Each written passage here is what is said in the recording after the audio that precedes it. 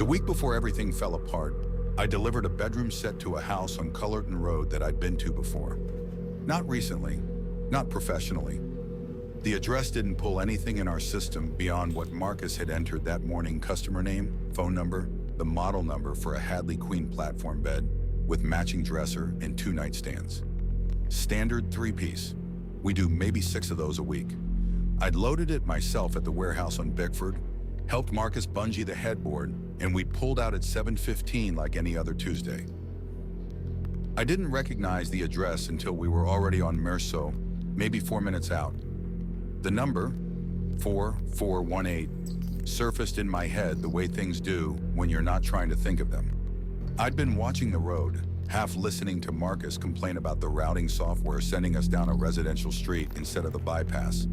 And then the number was just there. 4418 Cullerton. My father's house, my brother Danny's house now, technically, though I hadn't been inside it in close to 2 years. "You good?" Marcus asked. "Wrong turn," I said, which was true. He'd missed the street and we had to loop back.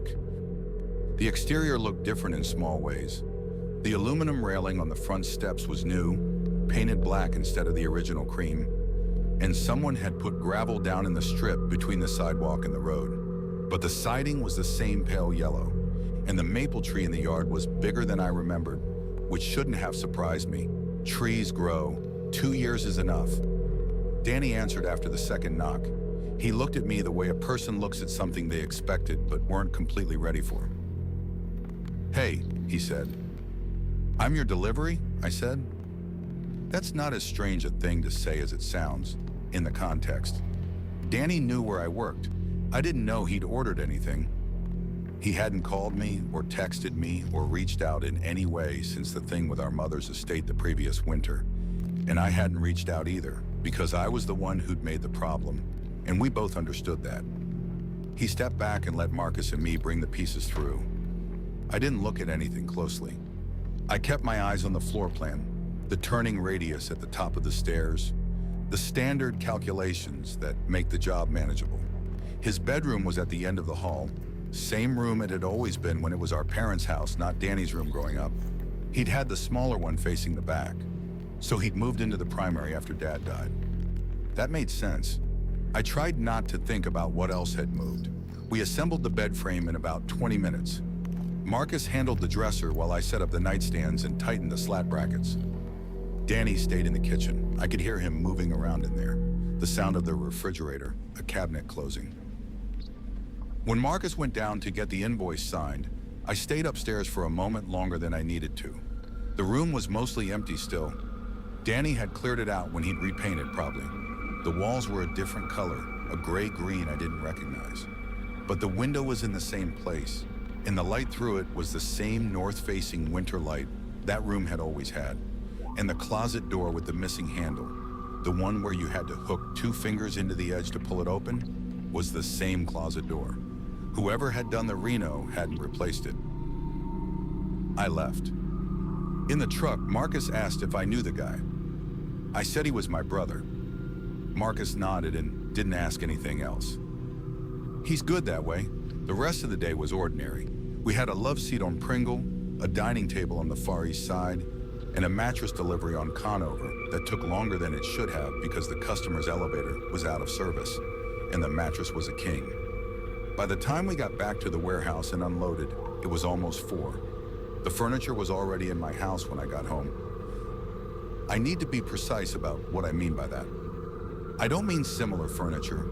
I mean the Hadley platform bed queen, espresso finish, model HL-7740, was assembled in my bedroom, centered on the east wall where my existing bed had always been. The dresser was against the opposite wall. The 2 nightstands were flanking the bed. My bed, my actual bed, the one I'd had since I moved into this apartment 3 years ago, was gone. The room looked like the setup photograph from our catalog, which I know by heart because I've described it to customers probably 200 times. My bedding was gone. My books from the nightstand were gone. The phone charger I always left plugged into the outlet behind the headboard was gone. The nightstand itself, the one I owned, a dark wood rectangle I'd bought secondhand, was gone. In its place was the Hadley unit, which has a small lower shelf and a lip around the top edge to keep things from sliding off. I stood in the doorway for a while. I'm not someone who panics easily. That's not a brag, it's a professional thing. When you deliver furniture for a living, specifically when you're the lead on a two-man crew, you spend a meaningful portion of your working life solving problems inside someone else's home while they watch you. Doorways that are 2 inches too narrow, ceilings that kill the angle on the way up the stairs, customers who insist on a placement that isn't going to work and then need you to handle the moment when they realize it. You learn to assess the room, identify the actual problem, and stay visibly calm while you figure it out. The visible calm isn't always real, but it becomes a habit. So I stood in the doorway and looked at the room and ran through what I knew. I had assembled this exact configuration this morning. I had my hands on each of these pieces. I knew the scratches on the dresser and the faint scuff on the lower rail of the headboard where it had caught the truck wall during loading. I recognized this furniture the way you recognize your own work. My own furniture was not here. I checked the closet, my clothes were in it, on my hangers, in my usual order, which was something. The rest of the room was the Hadley set. The bathroom was normal. The kitchen was normal. The living room was normal. It was only the bedroom. I checked the front door. Locked when I came in, no signs of forced entry, nothing disturbed in the entryway. My neighbor across the hall, a retired woman named Connie who has strong opinions about the parking situation and mild curiosity about everything else, had said nothing to me when I came up the stairs, which she usually does when anything notable has happened in the building. I went back and sat on the bed. The frame was solid. I'd put it together myself 6 hours earlier in my brother's house on Cullerton Road. After a few minutes, I called Danny. He didn't answer. I left a message that was as neutral as I could make it. Something about following up on the delivery, making sure everything looked right, asking him to call me back when he had a chance. I didn't say what I was actually looking at. Then I took photos of everything. The bed, the dresser, both nightstands, the serial number sticker on the underside of the headboard frame, the model number on the dresser drawer track, all matching, all consistent with the warehouse invoice I still had in my jacket pocket.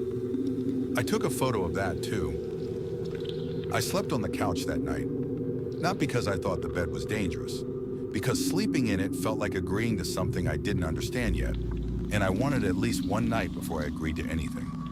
Marcus picked me up at 6:50 the next morning. I told him what I'd found. He was quiet for a few seconds, which with Marcus usually means he's deciding whether the thing you've said is worth engaging with seriously or whether he's going to make a joke. Same model, he said. Same pieces, same units. I checked the serials against the delivery invoice. Could you have grabbed wrong stock at the warehouse? I loaded it. You were there. He nodded slowly. He knows the warehouse as well as I do, better actually, since he's been there 4 years longer. He knows what's possible. Darren's gonna love this, he said. Darren is our warehouse manager.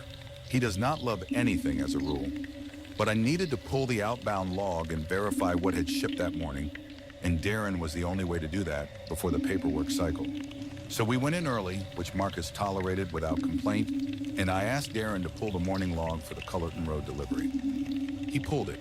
The pieces were listed. The serial numbers matched my invoice exactly. So what's the issue? Darren asked. I told him the short version. He looked at me with the expression he reserves for situations he doesn't want to be part of, which is a broad category. If the invoice matches what you delivered and the customer signed off, the transaction's clean, he said. Anything else is a personal problem. That was true and useless, but it confirmed one thing. What I delivered to Cullerton Road that morning was logged correctly. There was no second unit. There was no processing error. Whatever was in my apartment had come from somewhere the system didn't record. I worked the rest of the day and didn't say anything more to Marcus about it. I had 2 more deliveries on the east side and a pickup from a customer who'd bought a floor model that turned out to have a crack in the veneer she hadn't noticed in the store. Routine. I was fine until we were on the way back, and I started thinking about the closet door at Danny's, the one with the missing handle. I'd registered it automatically, filed it under unchanged, moved on. But what I hadn't asked, what I should have asked when I was standing in that hallway, was whether Danny had bought that bedroom set for the primary bedroom. The room that was now set up the way he'd ordered it, or whether he'd bought it for the smaller room at the back. The room that had always been his. I pulled out my phone at a red light and looked up the original work order. The room description the customer had entered during purchase: second bedroom, approximately 11 by 13. That was the back room, Danny's original room, which meant the primary bedroom, the one we'd set the furniture up in, the one I'd spent 20 minutes in that morning, had still had furniture in it when we arrived. I hadn't registered that clearly because I'd been focused on not registering anything clearly, but there had been a bed in there, a dresser. The room had been furnished. I tried to remember what the furniture had looked like. I couldn't. My brain had smoothed it over, the same way you stop seeing the walls in a room you grew up in. I called Danny again that night. He answered this time, which surprised me. "The bedroom we set up this morning," I said. "The primary." "What about it? Was there furniture in it when we came in?" Silence, long enough that I thought he might be deciding something. "Yeah," he said finally. "I was going to move it to the basement. Hadn't gotten around to it." "What happened to it?" Another pause. "I don't know what you mean. After we left, do you still have it?" "Why are you asking me this, Ryan?" I told him. All of it the same way I told Marcus, which meant flatly and in the order things happened. No editorializing. Danny was quiet through the whole thing. When I finished, there was a long moment where neither of us said anything. "The furniture that was in the primary when you came this morning," he said, "it was Dad's. The set he and Mom had. I hadn't moved it yet because I kept not wanting to deal with it." I heard something shift in his voice on the last sentence. Not grief exactly, something tireder than that. "It's gone," he said. "When I went up to check the room after you left, it was gone. I thought you'd taken it. I thought that was..." He stopped. "I thought you'd taken it because you wanted to say something without saying it." I hadn't. That was the truth. But I understood immediately why he'd assumed it. The whole previous winter, the argument about the estate, the thing I'd actually done, the mechanism of it was exactly that. I'd moved pieces without announcement. I'd made decisions I'd presented later as already final. I'd handled things in ways that removed Danny's input by the time he knew input was needed. I'd done it to him with money. He'd watched me do it. And when he'd come home to find his father's bedroom furniture gone, and me on the phone asking about it 2 hours later, of course he'd assumed I'd taken it. That was the first moment I understood that whatever was happening wasn't only about furniture. I didn't sleep well on the couch. Not because it was uncomfortable, I've slept on worse, but because I kept going back to the logic of it and finding the same gap every time. Either someone had physically removed my furniture and replaced it with the Hadley set, which required access, time, and a reason I couldn't identify. Or something else had happened that I didn't have a framework for yet. I kept trying to find a third option and kept coming up empty. In the morning, I checked the bed again before I left. Still there. Still the Hadley. I took my pillow from the couch and put it on the bed, which felt like a small surrender, but was also just practical. I couldn't sleep on the couch indefinitely. I called the building's super, a guy named Pete who handles maintenance for our 12-unit building and 3 others on the same block. He's hard to reach before 9 and easy to irritate. So I texted instead. Asked whether anyone had been in my unit in the last 48 hours, maintenance, inspection, anything. He replied around 10 while I was on a delivery. Nothing scheduled, nothing logged. Why? Something wrong? I told him a piece of furniture had been moved and I was trying to figure out when. He said he'd check with the property manager about whether anyone had access. He texted back an hour later. No work orders, no scheduled visits, no record of entry. That left the lock. My apartment has a standard pin tumbler deadbolt. Nothing special. I'd had the locks changed when I moved in, which was standard practice per the lease agreement. The building offers it free when you sign. I had 2 keys, one on my key ring, one in a small ceramic dish on my kitchen counter, where I put things I'm supposed to have a backup of, but never actually use. Both were still there when I checked that evening. Both worked fine. There was no evidence of a second key. There was no evidence of tampering. There was just the furniture sitting in my bedroom like it had always been there, and the absence of everything that actually had been. I started thinking about the furniture that was gone. My bed had been a platform frame I'd bought off a guy on Marketplace about 3 years ago. Dark walnut finish, slightly scuffed on the left corner from the move. The dresser was older. I'd taken it from my parents' house when I was 22, when my mother was still alive and had offered it to me directly because she'd bought a new one. The nightstand I'd had since college. None of it was valuable. None of it was the kind of thing you'd take for resale. The dresser was the one that stayed with me. My mother had given it to me. The same woman whose estate I'd mishandled badly enough that Danny and I hadn't spoken properly in more than a year. Her dresser had been in my bedroom, and now it was gone. And in its place was furniture I'd assembled that morning in Danny's house with my own hands. I'm not a person who looks for symbolic explanations. The job trains that out of you fast when a customer calls to say their dining table wobbles. They don't want to hear your theory about what it represents. They want it level. So I held off on the symbolic reading and kept pulling on the practical threads. I drove out to the warehouse on my lunch break and asked Darren if I could look at the outbound floor. Not the logs, the actual floor, the staging area where morning deliveries are assembled the night before. He gave me 5 minutes and a look that made clear this was a one-time accommodation. The Hadley set was a standard stock item, meaning we kept units on the floor rather than ordering per sale. I went to the section where we stored them and counted. The quantity on the shelf tag said 4 units. I counted 4 units, which was correct because we'd started the week with 5 and sold one, the one I delivered to Danny. So there wasn't an extra unit unaccounted for in the system. Whatever was in my bedroom hadn't come from our floor stock without a record. Either it had come from somewhere else entirely, or it had come from our stock and someone had falsified the count, which would require warehouse access and a reason that was beyond anything I could construct. I drove back to the job. Marcus was loading the afternoon run when I got back, a sectional for a house out on the far side of the county. He watched me get out of my car and waited until I'd helped him push the larger piece into position before he said anything. "You still thinking about it?" he said. I went and checked the floor stock. He pulled a strap tight and looked at me over the top of the load. "Ryan, man, what are you actually trying to figure out?" I thought about how to answer that. Whether it came from us, I said. Whether someone here is involved. Involved in what exactly? That was the problem. I couldn't say it out loud in terms that didn't sound like I'd lost perspective. Someone replaced my furniture with furniture I delivered to my brother's house. The sentence had too many surfaces. Every angle you turned it to showed something different. "I don't know yet," I said. Marcus considered this. He's not a person who dismisses things easily, which is one of the reasons I've worked with him as long as I have. But he's also practical, and he said, "If someone from the warehouse got into your place, there's a way to check that. Building's got cameras, right?" It did. I'd seen the signs. I'd never actually thought about where the coverage was. I called Pete again that evening and asked about the camera system. He said there was one at the main entrance, one at the rear parking entrance, and one in the elevator. The footage cycled every 72 hours unless something triggered a save.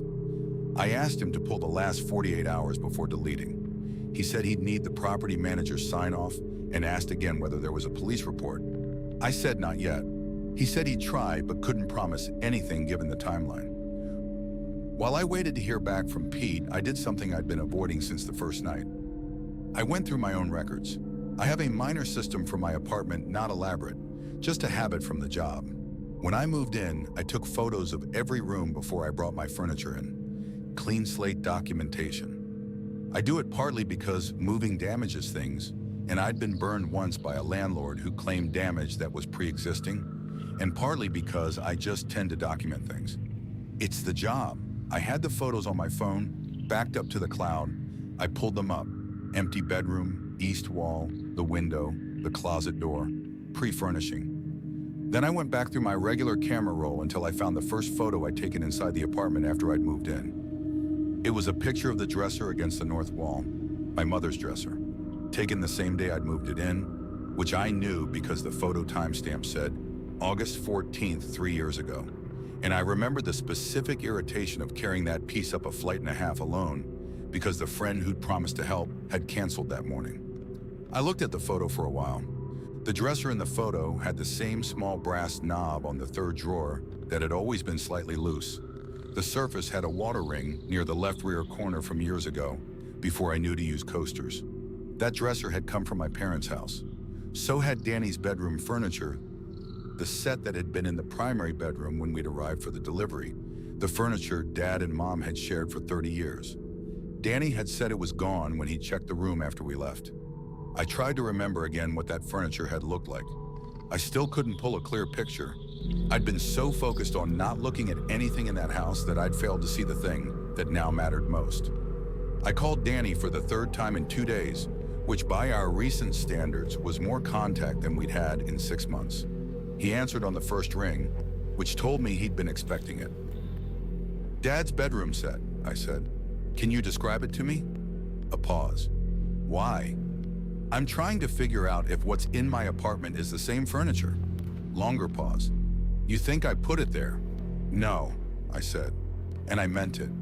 "I'm trying to understand what's happening, and I can't do that without knowing what the furniture looked like."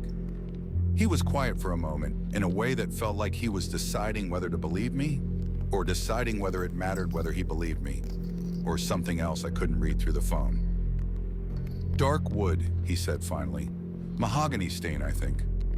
The bed was a sleigh style, the headboard was curved, the dresser had 6 drawers, 2 rows of 3.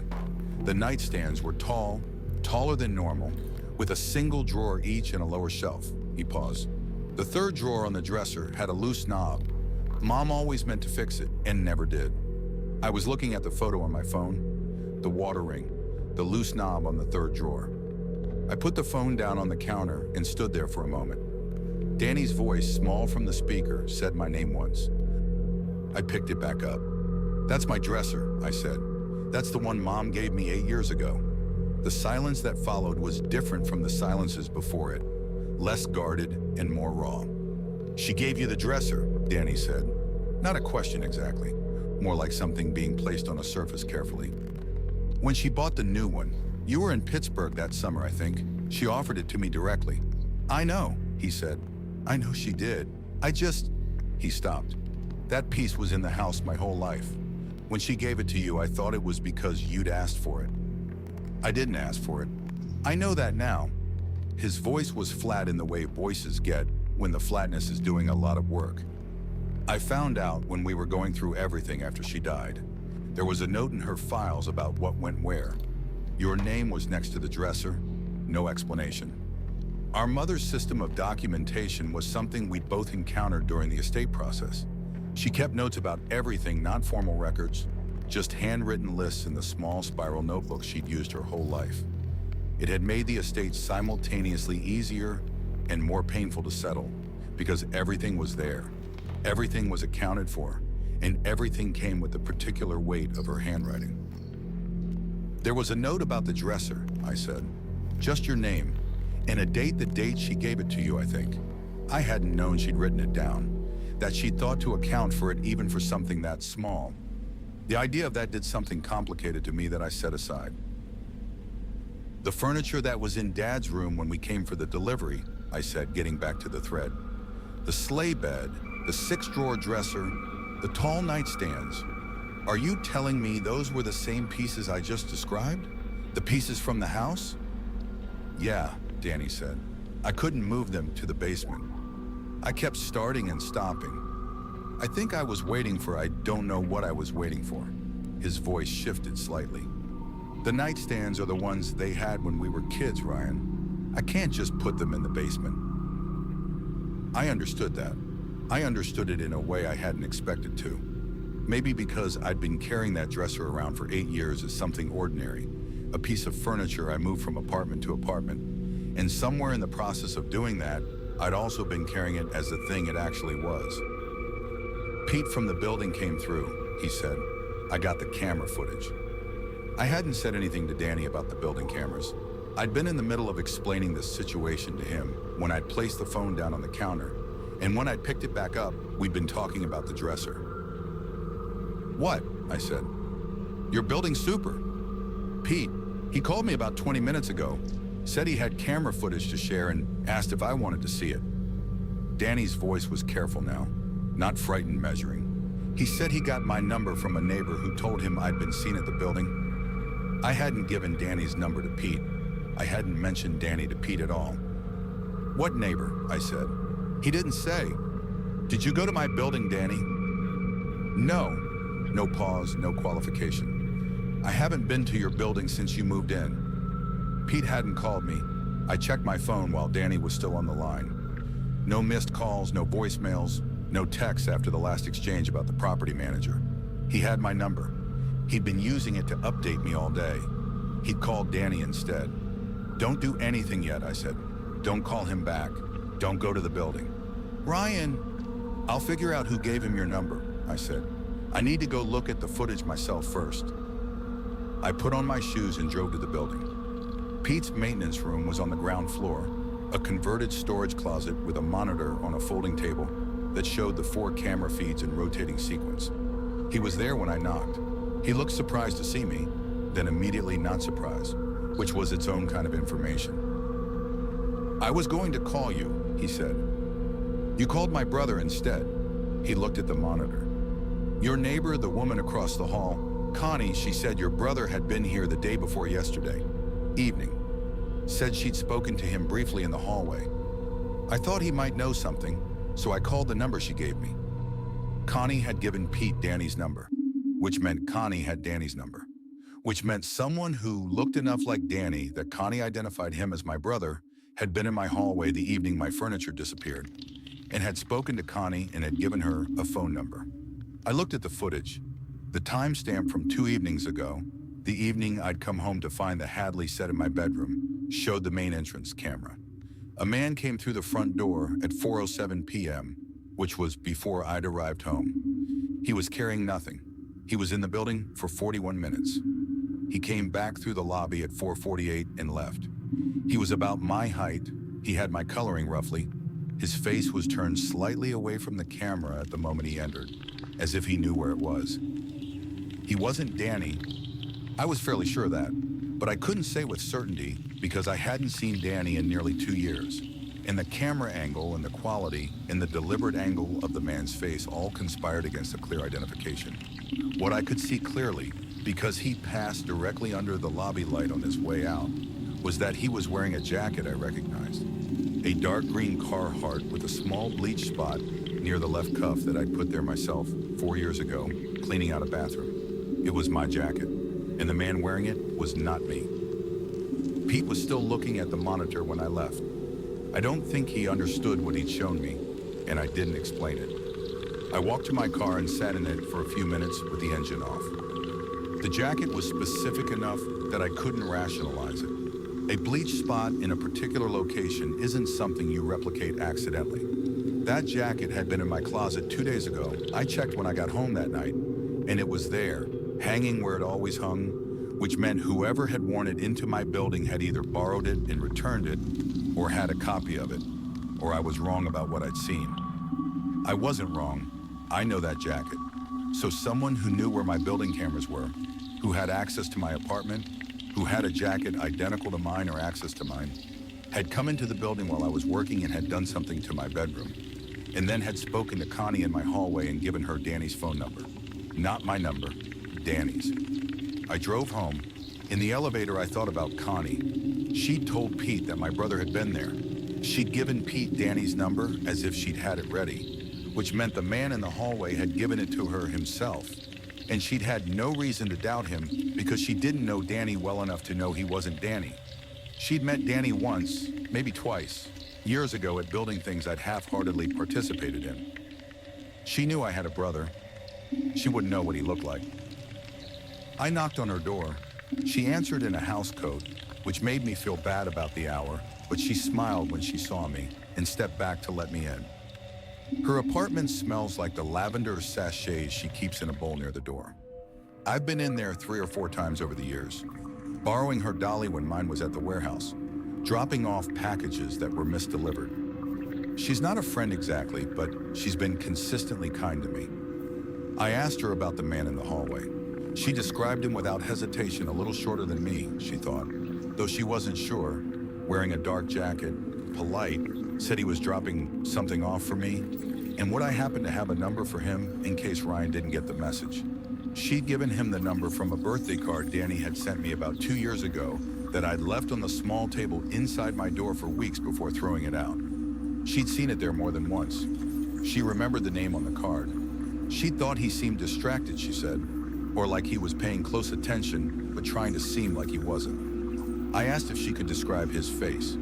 She thought for a moment and said he had a beard, not full but several days, and that his eyes seemed tired. She paused and then said something that I've turned over many times since. He looked like someone who knew the building, but not quite, like he'd been told about it, but hadn't been there. I thanked her and went across the hall to my apartment.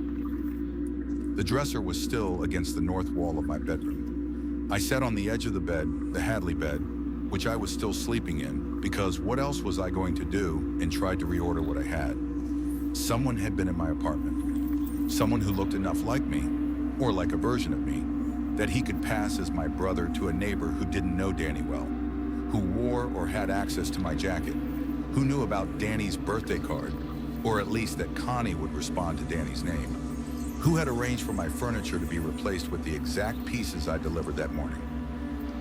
This last part was the one that kept breaking the logic.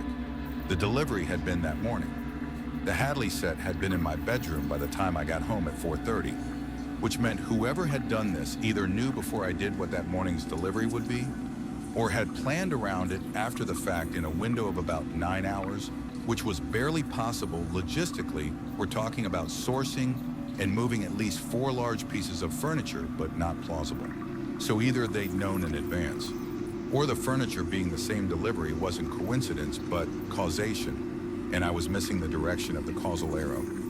I pulled out my phone and went back to the work order. The Cullerton Road delivery had been booked online 4 days before the delivery date. Standard customer portal, nothing unusual. The customer name on the order was D. Callan, our last name, Danny's initial. I hadn't thought about the name on the order that morning because it wasn't strange, it was my brother. I'd recognized the address. I'd processed it as obvious rather than notable. But the order had been placed 4 days before delivery, which meant 4 days before I loaded those pieces onto the truck. Someone had arranged for that specific set to go to that specific address on that specific morning. And that someone had used Danny's name, which he might or might not have done himself. It was his address. It was a legitimate purchase. It was possible Danny had just bought furniture, and the whole downstream situation was something else entirely. Or Danny had told someone about the order. I called him again. It was close to 9 at night, and he answered in a voice that meant he hadn't gone to sleep yet, but had been thinking about doing it. I asked him directly, had he told anyone about the bedroom set before it arrived? Like who? He said. Anyone, a friend, a neighbor. Anyone who might have known what was coming to the house that morning. He was quiet for a moment. I mentioned it at work, just that I was finally doing something with the room. Why? Did you mention the delivery date? The specific model? I don't know. Maybe the date. Why does this matter? Who did you tell? Ryan, what's going on? I told him about the camera footage, about the jacket, about Connie, and what she'd described, and the number she'd given out. I told him all of it and waited. When he spoke again, his voice had changed in a way I hadn't heard from him in a long time. Not frightened, something more specific than that. Something careful. What did she say he looked like? I described what Connie had told me. The approximate height, the beard, the tired eyes, the sense of knowing the building without quite being at ease in it. That's not me, Danny said. Steady, direct. I know, but she thought it was. Yes. Another silence, and then, there's someone I should tell you about. I've been figuring out how to for the last couple days. He exhaled. His name is Joel. He came to the house about 6 weeks ago. Said he was a friend of Dad's from before. Before Mom, before us, before any of it. Said Dad had mentioned him in a letter. I didn't say anything. I know, Danny said. I know how that sounds. But he knew things. About the house, about the layout, About he knew the closet door had no handle. He knew which step on the stairs creaked. He said he'd been in the house a long time ago, before it was Dad's, he said. But that didn't quite add up, he paused. I didn't tell you because I didn't know what to do with it, and also because things between us weren't exactly open, I said. Yeah. What did he want? He said he just wanted to see the house, said it meant something to him from before. He stayed maybe an hour, he was polite, he didn't take anything. I walked him through most of the rooms. A pause. He spent a long time in the primary bedroom. I put my hand flat on the surface of the Hadley dresser. The wood was cool, normal, just wood. Where did he say he was from? I said. He didn't. I asked and he gave me a town, somewhere small, but I couldn't find it online later. I figured I'd spelled it wrong. He paused. He asked about you, specifically about you. He knew your name without me telling him. He said, how's Ryan getting on? And I hadn't mentioned you. I need to explain what that did to me, because it didn't do what you might expect. It didn't frighten me, not directly. What it did was rearrange something. Like when you're navigating a familiar room in the dark, and you reach for a door frame that's been in the same place your whole life, and it isn't there. Not because it moved, but because you were slightly more off course than you'd known. I'd been treating this as something done to my apartment, done to my bedroom, done to the specific objects in my life. But it had started at Danny's house. It had started with Joel 6 weeks ago, standing in the primary bedroom asking Danny careful questions about me. I asked Danny to describe him. Medium height, Danny said, to a thinning hair, maybe mid-50s. A way of standing that was hard to describe, like he was taking up less space than he was. He'd worn a jacket. Danny thought it was dark, maybe green. Did he ever give you a last name? I said. Callan, Danny said. He said his name was Joel Callan. I didn't respond right away. I thought he might be a half-sibling, Danny said quietly. Dad's from before. I know that sounds like I should have called you immediately, but I needed to think about it first, given everything. Our father had not, to any knowledge I had, been married or in a serious relationship before our mother. He was 31 when they married. He'd been private about his life before that, in the specific way that people are private about things they're ashamed of, rather than things they simply don't discuss. I'd noticed it growing up without having a name for it. Danny, I think, had noticed it more. The furniture he was standing in front of at the primary bedroom, I said. Dad's furniture. He'd seen it before. That's what it seemed like, Danny said.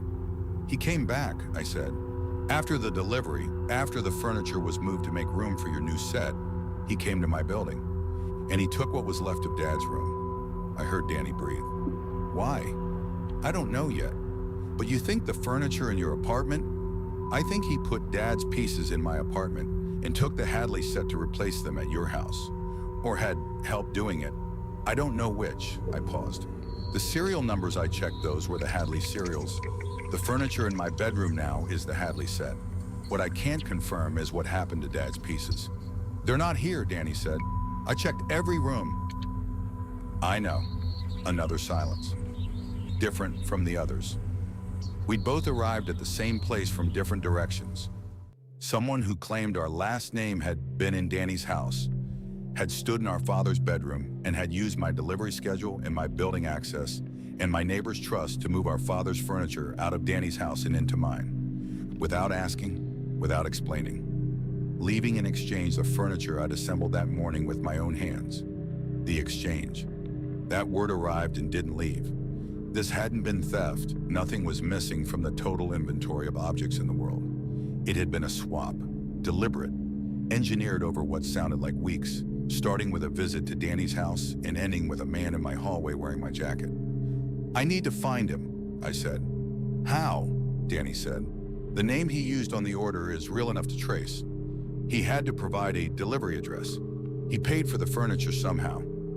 I was already thinking about how the customer portal worked, what information it retained, what I could access legitimately. I can pull the payment record. If he used a card, there's a name attached. Ryan. Danny's voice was careful again. Whatever he's doing with that furniture there might be a reason. There might be something we don't know about Dad. There might be, I said. That doesn't mean he gets to make the decision about whether we find out. Danny was quiet for a moment. Then, I want to know too, whatever it is.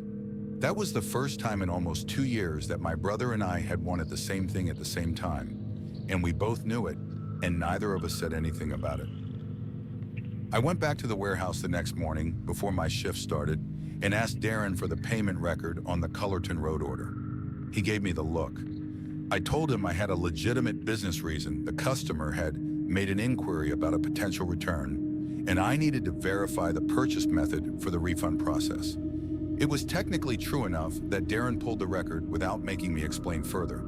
The order had been paid with a debit card. The name on the account was Joel R. Callan. I took a photo of the screen before Darren could close it.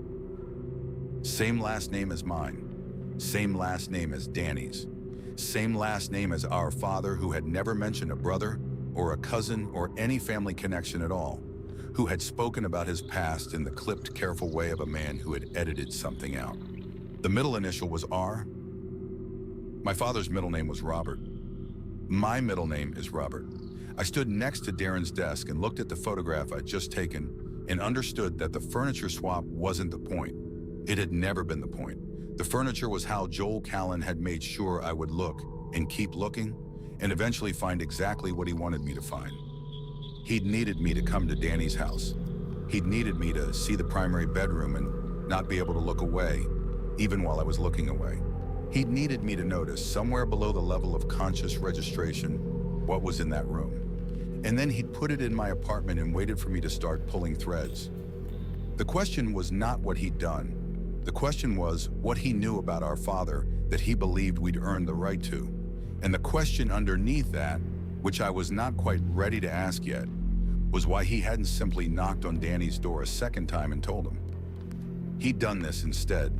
He'd done this elaborate, invasive, precisely engineered thing instead of knocking on a door, which meant either he couldn't tell us directly or he tried some version of direct and it hadn't worked, or the truth was something that needed to be arrived at rather than delivered. I thought about Danny saying, he knew the closet door had no handle. He'd been in that house before, not recently, not since Danny had owned it, possibly not since our parents had lived there, but before, early enough that he knew things that hadn't changed in 30 years. Marcus found me standing at the edge of the loading dock looking at my phone. You look like you figured something out, he said. Half of something, I said. He nodded once, like that was a reasonable place to be, and handed me the manifest for the morning run. The morning run was a sectional to a new build on the county's east side and a dining set to an older house on Prescott that had 3 steps nobody had mentioned when the order was placed. Marcus and I worked efficiently and didn't talk much. I was grateful for that. I spent the transit time between stops doing something I should have done 2 days earlier. I searched our father's name in the county property records. Not because I expected to find anything. He'd lived in the Cullerton Road house from 1987 until he died, and I knew that history as well as I knew anything, but because Joel Callan had paid for furniture with a debit card in a name that shared my father's middle initial and our family name. And I needed to know if the connection was documented anywhere outside of what Danny and I could remember. My father's name was Gerald Robert Callan. He'd bought the Cullerton Road property in 1987, the year before he and my mother married. I found that record without difficulty. What I found alongside it required me to read it twice. In 1984, a property on Delwood Avenue, the other side of the county, a neighborhood I knew vaguely as older stock, small lots had been owned by a Gerald R. Callan, sold in 1986. The buyer's name on the transfer was listed as J. Callan. I sat with that for the rest of the drive to Prescott. My father had owned a property before Cullerton Road.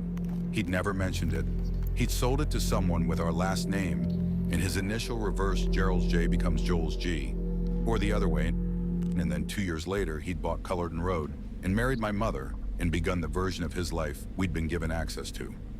The Prescott delivery took longer than it should have because of the steps. By the time Marcus and I were back in the truck, I had enough of the picture to see its shape, if not its details.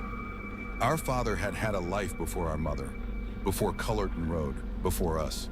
Specifically, he'd had a life that included at least one other person named Callan, connected to him through a property record that he'd never mentioned, and that had been sitting in the county database for 40 years. I needed to know if there was a death record for Joel R. Callan. This was harder to access quickly than property records. Vital records aren't public in the same way, but obituaries are. I searched the name and the county and found nothing.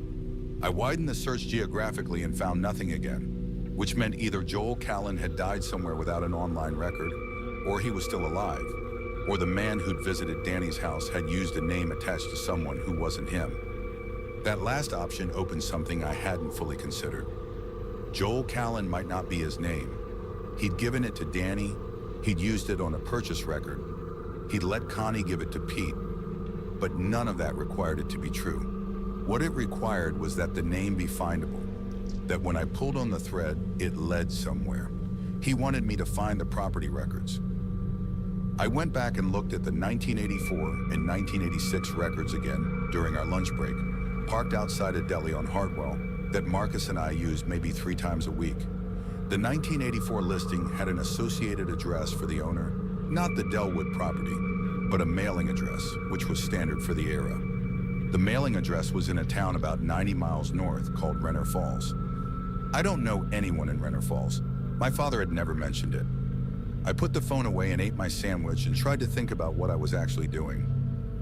I had a property record connecting my father to an unknown person with our last name. I had a man who'd appeared at Danny's house, stood in our father's bedroom, and engineered an elaborate situation that had put our father's furniture in my apartment. I had a middle initial and a town 90 miles north.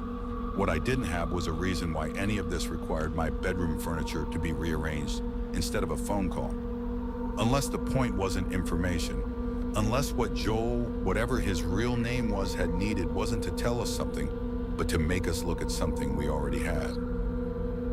I called Danny from the truck while Marcus was inside getting coffee. "Dad's dresser," I said, "the one that's been in my apartment for 8 years. Did you ever look inside it?" A pause. "It's your apartment, Ryan." "No. I mean before it was mine. When it was in the house, did you ever go through the drawers?" "Why would I go through Mom and Dad's dresser?" "I need to look at what's in it," I said. "I'll call you back." I drove back to my apartment on my lunch break, which made the afternoon run tight, but was the only option I had. Marcus dropped me at the building entrance without comment and drove the truck around the block. I went to my bedroom and opened the dresser. The top 2 drawers were mine. My clothes, where I'd put them when I moved in, undisturbed. The bottom drawer was different. I'd kept it mostly empty for years, the way you keep one drawer as overflow space that you never quite fill. There was a folded flannel shirt in it that I'd had since college, and the power adapter for a laptop I no longer owned.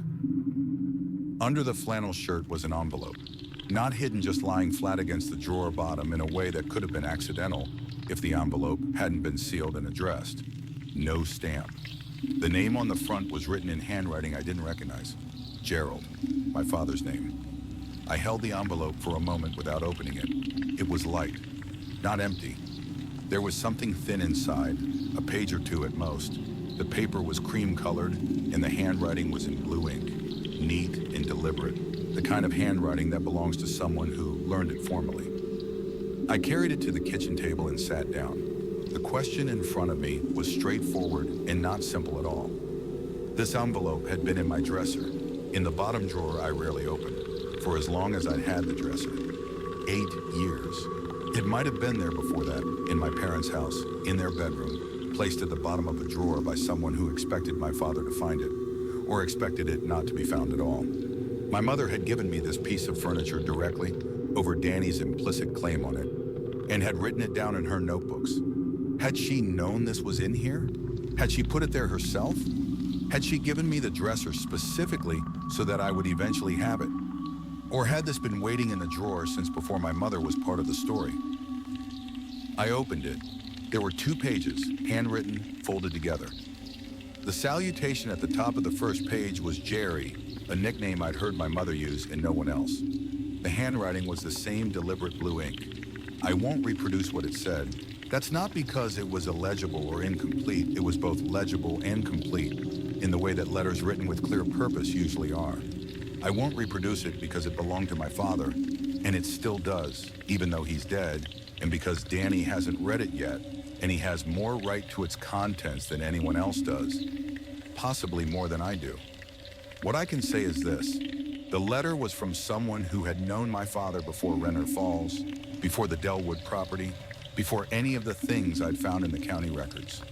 Someone who had been part of his life for a long time and had been removed from it, or had removed themselves, or both, in a way that the letter described as necessary, but did not describe as clean. The letter was not angry. It was the opposite of angry.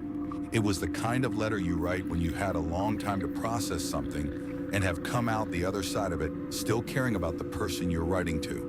The letter was signed with a first name, not Joel, a name I sat with for a while before I understood how it fit. My father had a brother, or someone who had been a brother to him in every way that mattered, which might be the same thing and might not.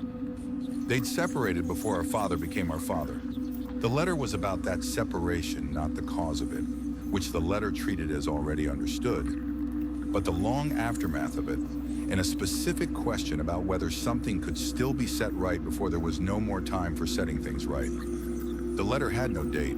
It had no return address.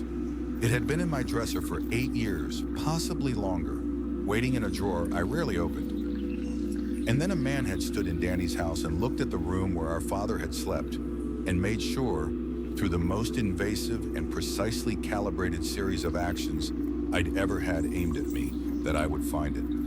I was late getting back to the truck. Marcus didn't say anything. By the time we finished the afternoon run and I got back to my apartment that evening, I understood what the moral weight of the situation actually was. Not the logistics those had clarified, but the weight.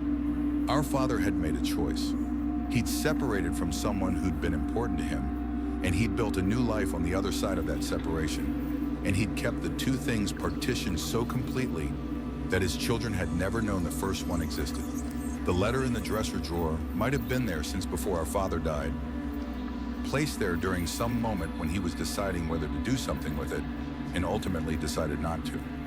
Or it might have been placed there by someone else, with access to the dresser during all the years it sat in our parents' house. My mother had given me this dresser. She'd written it down. I didn't know what my mother had known. That was a specific agony I couldn't resolve, and I set it to the side. What I could see clearly was the structure of the choice in front of me. The man who called himself Joel Callan had put our father's furniture in my apartment to make me look. The letter was what he needed me to find, and there was a question attached to the letter that the letter itself couldn't answer, not because it was ambiguous, but because it required a living person to respond to it, and the living person it had been addressed to was dead, which left his sons. The question the letter asked, in the careful, deliberate handwriting, was whether what had been lost could be acknowledged, not recovered. The letter was clear that recovery wasn't the point, just acknowledged, named, given a form that both people could hold without it destroying anything. Our father had never answered it. He'd kept a letter in a drawer. I thought about what I'd done to Danny with the estate, the way I'd moved things without announcement, made decisions that removed his input before he knew input was needed.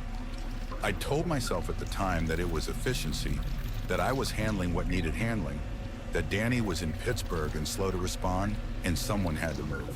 All of that was true, and none of it was the real reason. The real reason was that I'd been afraid of what it would look like to share the process. Afraid that shared processes produced contested outcomes. Afraid of the specific vulnerability of needing to negotiate something with my brother while we were both grieving. I'd handled it the way my father had handled things. Partitioned, clean, done before it could be complicated. The letter was asking whether that was the only way, and it was asking through me now because our father hadn't answered. I called Danny. He answered on the second ring. I told him about the property records, the Delwood sale, the mailing address in Renner Falls. I told him about the envelope in the dresser drawer. I told him what the letter contained as accurately as I could without reading it to him. I told him about the name at the bottom. He was quiet for a long time. "Do you think Dad knew the letter was in there?" he said finally. I think he did, I said. I think he put it there, or let it stay there, and then didn't do anything with it. For how long? I don't know. Years, probably. Danny exhaled slowly. And this man, Joel, whoever he is, he's been holding this too, for years. He came to the house when you put it on the market after Dad died, I said. I think the house was the connection. I think he'd been waiting to see what happened to the house. And then I bought it, Danny said. And he came to see. Yeah, a pause. And then he found out you were delivering my furniture, and he saw a way to make sure you'd look in the drawer. He needed me to find it. He needed one of us to find it. He couldn't hand it to us. That would require us to trust him, and we had no reason to trust him. But if we found it ourselves, we'd have to reckon with it ourselves, Danny said, flat, not accusing me of anything directly, just naming the shape of it. Yes, I said. Another silence. Then Danny said, what do you want to do? This was the question, not what was the right thing to do in the abstract that was clear enough. The letter deserved a response, even 40 years late, even if the person it had been addressed to was dead. The question was what responding actually looked like when the person who should have done it had chosen not to, and whether his sons were obligated to answer for a choice that hadn't been theirs. Except it had been made for us. Our whole lives had been shaped by our father's partition, the clean wall between before and after, the version of him we'd been given, the version that had been edited, and I had reproduced that pattern with Danny. I had built my own version of the same wall and used it the same way. I think we need to find him, I said, not to give him what he wants automatically, but to at least to be in the room, to not do what Dad did. The silence that followed was the kind that means someone is deciding whether to say a hard thing or let it go. Danny let it go. That was generous of him. The Renner Falls address, he said. It's 40 years old. I know, but it's somewhere to start. I paused. I want you to come with me, if that's something you're willing to do. The question hung on the line between us. Not just about the drive to Renner Falls. Both of us understood that. Yeah, Danny said after a moment. I can do that. We drove up on a Saturday. Danny had taken the bus from his side of the city and met me at my building at 7 in the morning. And I'd watched him walk up the front steps and buzz my unit without any of the hesitation I'd half expected, which told me he'd made his decision somewhere in the days between the phone call and now and had arrived having already absorbed it. He didn't ask to see the dresser or the bed. I hadn't offered. We just got in my car and drove. Renner Falls is a small town, genuinely small, one of those places that had an industrial reason to exist 100 years ago and has been slowly condensing ever since. Not dying exactly, but becoming more itself. Fewer and fewer people holding the same amount of history. The drive was just under 90 minutes. We talked about ordinary things for the first hour and then didn't talk much at all, which was fine. The not talking had a different quality than it used to. Less like a wall and more like two people paying attention to the same road. The address from the 1984 county record was a house on a street called Marker, near the north edge of town. I'd looked it up the night before and confirmed it still existed as a residential address. I hadn't been able to determine who lived there now. We parked in front. It was a small house, well kept in a way that suggests sustained effort rather than renovation. The siding had been painted within the last few years. The porch was clear. The window boxes had the dry remains of summer flowers that someone had planted deliberately. There was a car in the driveway. Danny looked at the house for a moment. Then he said, "What if he's not here?" "Then we'll have driven to Renner Falls," I said. "That's all." We got out. I knocked. After a long pause, I heard movement inside, unhurried, the movement of someone who was not surprised to have visitors, but was not rushing for them either. The door opened and the man standing in it was older than the camera footage had suggested, mid-60s at least, possibly older, with the kind of face that had been weathered by something specific rather than just by time. He had a beard now, not the several days growth Connie had described, but full and trim close. His eyes were the color that gets called hazel when no one can decide what it is.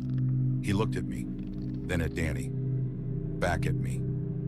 I wasn't sure it would be both of you, he said. His voice was measured. Not cold, measured in the way voices are when someone has been rehearsing the register for a long time and has landed on the version that won't tip over. Can we come in? I said. He stepped back. The house was clean and sparsely furnished. A couch, an armchair, a low table with a few books on it, a kitchen visible through an open doorway.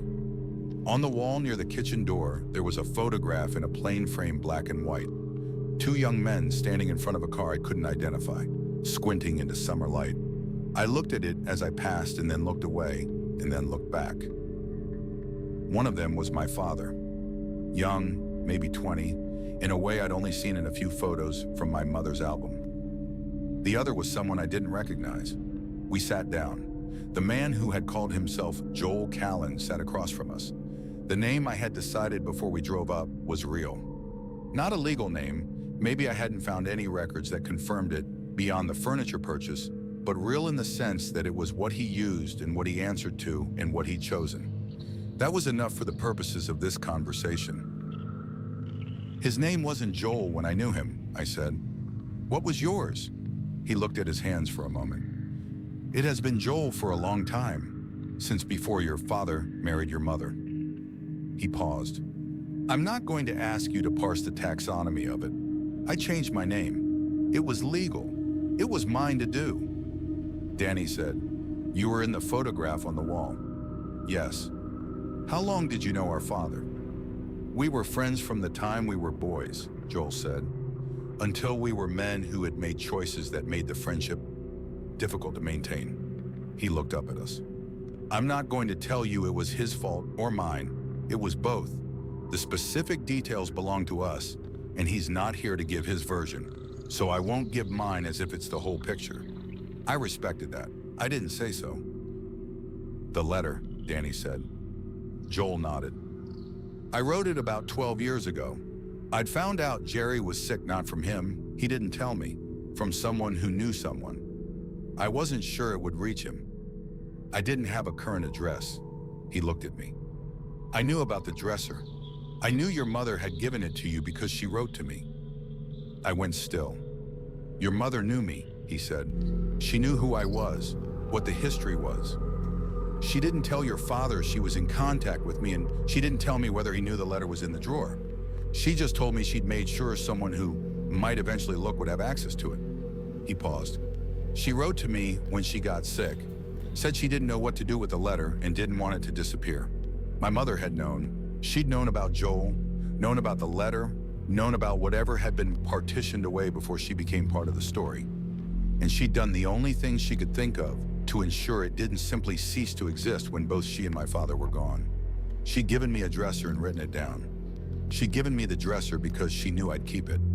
Danny would have kept it too, but Danny had been in Pittsburgh that summer, and maybe she'd understood something about me, specifically the way I hold onto objects, the way I reproduced my father's partitions that made me the right container for something she needed held. I had kept it for 8 years without ever looking in the bottom drawer. That was its own thing to sit with. What did you want? I said, when you came to the house. Joel was quiet for a moment, not evasive, gathering. I wanted to see it, the house. I'd seen it from the outside once, a long time ago, but never inside.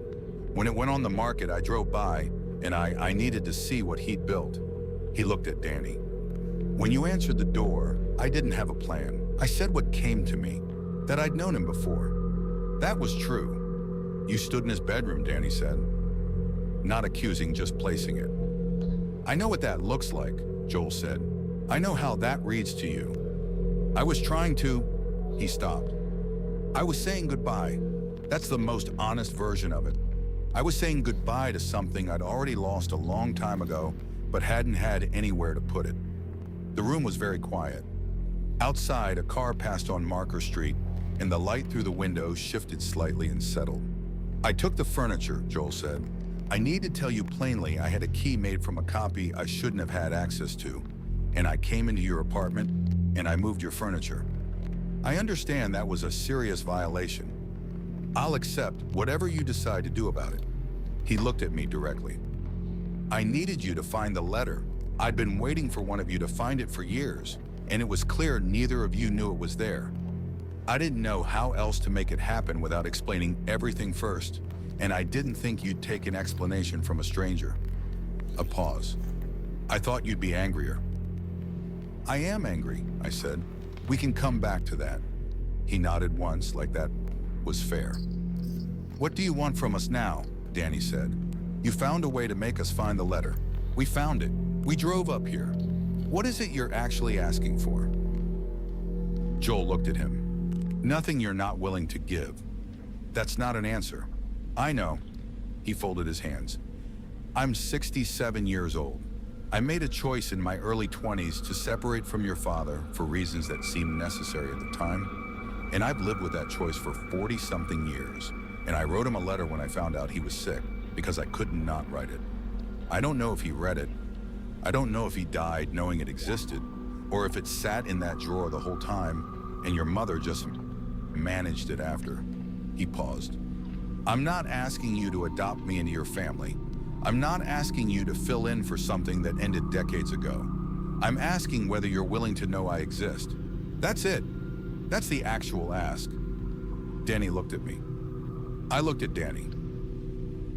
There's a version of this where I was careful, where I took time, where I acknowledged the complexity of what was being asked and the legitimacy of my own anger about the method and said I'd need to think about it. That would have been the version of me that managed things.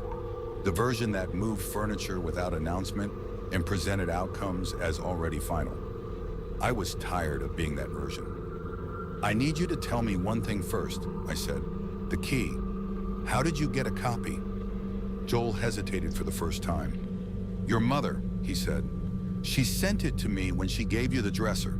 She said she didn't know whether she'd ever need me to use it, but she wanted the option to exist. I held it for 8 years. I want you to know I held it for 8 years without using it. He looked at his hands. And then I used it, and I know that was wrong, and I would do it again because you're sitting here. My mother had given him a key to my apartment along with the dresser. She'd written down the dresser in her notebook and sent Joel a key and trusted that the combination of the two would eventually produce this moment if everything else failed. She'd done this while she was sick, when she'd understood that the letter in the drawer and the history attached to it might simply vanish unless she built a mechanism to prevent it. She had been more like me than I'd known, or I had been more like her, which might be the more honest direction. I let the anger about the key settle into the larger shape of things. It didn't disappear, but it found its place. Yes, I said, we're willing to know you exist. Danny didn't say anything for a moment. Then he said, yeah, in the flat, unceremonious way he says things he means completely. Yeah, okay. Joel looked at us both. Something happened in his face that he didn't quite manage to contain, and then he contained it. We stayed for 2 more hours. He made coffee. We talked about our father in the way you can only talk about someone when you're with a person who knew a version of them you didn't carefully, trading details, occasionally surprised by what the other person could add. Joel knew things I'd never known. I knew things he'd wondered about for decades. Danny mostly listened and occasionally said something precise and accurate that neither Joel nor I had thought to say, which is a thing Danny does that I'd forgotten I'd missed. Joel did not explain everything. He didn't explain the full shape of what had separated him from our father, and I didn't ask him to. That story had our father in it, and our father wasn't here to participate. And Joel's handling of that absence was the most careful thing about him. He held his side of the history and let our father's side remain partial. Before we left, he asked if he could have the letter back. Not immediately whenever I was ready. He said he'd kept copies of everything he'd ever written to Jerry, but not that one, because when he'd written it, he hadn't been sure he'd want to have a copy. I told him I'd bring it the next time. He nodded like he'd expected me to say next time. On the drive back, Danny was quiet for a long while. I'd made it as far as the county line when he said, "She knew everything." "I think so," I said, "and she just held it, the whole time, until she figured out a way to not let it disappear." He looked out the window at the fields going by. "You think Dad knew the letter was there?" I'd been turning this over since Joel's kitchen. "I think he knew," I said. I think he didn't answer it, and he didn't throw it away. And that's the most honest thing I can tell you about who he was. Danny didn't respond to that. He didn't need to. We got back to my building around 4. Danny came up, which he hadn't done in nearly 2 years. He stood in the doorway of my bedroom and looked at the Hadley set without saying anything for a moment. "You're really just sleeping in this," he said. "What else am I going to do?" He almost smiled. "We need to get your furniture back." "I know. I'll help." I looked at the dresser against the north wall. My mother's dresser. Still there. Same as it had been. The loose knob on the 3rd drawer. The water ring near the left rear corner. Same piece it had always been. I just know more about its history now. The letter was in my jacket pocket. I'd been carrying it since the morning I found it, which felt like the right way to transport something that had waited in a drawer for that long. At some point, I'd drive back to Renner Falls and give it to Joel, and something would close that had been open for a long time without anyone knowing it was open. Not everything, though. That's the part I keep returning to. Our father's silence, the thing he'd chosen and maintained and died inside of that, didn't resolve just because Danny and I drove 90 miles on a Saturday. It remained exactly what it was, a choice he'd made that hadn't been ours to make, but had shaped us anyway. The way those things do, the way I'd reproduced it without knowing I was reproducing it. Danny left around 6. Before he went down the stairs, he stopped and said, without turning around, "I'm glad you called me when all this started. I'm glad you called instead of handling it yourself." He went down the stairs. I stood in the hallway until I heard the front door close. I went back to my bedroom and sat on the edge of the Hadley bed. Same bed I'd assembled in my brother's house 9 days ago, which still felt too recent to be furniture. The room was the same room it always was. The window with the north-facing light. The closet door that opened fine because this wasn't my father's house, and the handle had never been missing. I didn't know what to call what had happened. I'd had my bedroom rearranged by a man who'd spent 40 years on the outside of my family's wall, and I'd found a letter my mother had deliberately left for me to find, and I'd driven to a small town with my brother for the first time in 2 years, and none of it had resolved the way horror is supposed to resolve. There was no clean accounting. There were just the people and what they'd done and what was left. The dresser was against the north wall where I'd put it 3 years ago. The letter was in my jacket pocket. My brother was on a bus back to his side of the city. I turned off the light and lay back and looked at the ceiling in the dark, which is a thing I've done my whole life when I need to think. And for the first time in 9 days, I did not think about the furniture.